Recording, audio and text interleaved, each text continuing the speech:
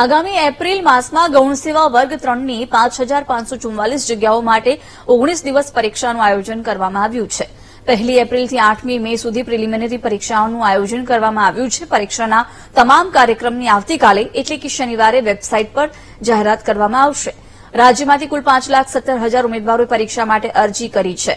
ગૌણ સેવા પસંદગી મંડળ દ્વારા 17 પ્રકારની વિવિધ પોસ્ટ માટે ગ્રુપ એ અને બીની સંયુક્ત સ્પર્ધાત્મક પરીક્ષા યોજાશે, જેનું સમગ્ર શેડ્યુલ આવતીકાલે વેબસાઇટ પર મૂકવામાં આવશે.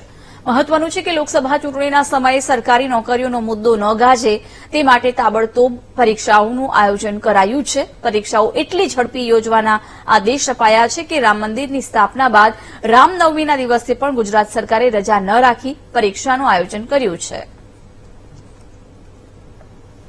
રાજ્યના વિભાગો અને ખાતાના વડાની કચેરીઓમાં ખાલી રહેલ વર્ગ 3ની જગ્યાઓની વિગતો મંગાવીને તે સંકલિત કરી ગ્રુપ એ અને ગ્રુપ બીની ખાલી જગ્યાઓ ભરતી કરવા માટે કોઈપણ વિષયમાં સ્નાતક હોય તેવા એની ગ્રેજ્યુએટ શૈક્ષણિક લાયકાત ધરાવતા ઉમેદવારો પાસેથી ઓજસ વેબસાઇટથી આપણે ઓનલાઈન એપ્લિકેશનો મંગાવી હતી અને સમય મર્યાદામાં 5,17,000 ઉમેદવારોએ આ માટે ઉમેદવારી કરેલી છે.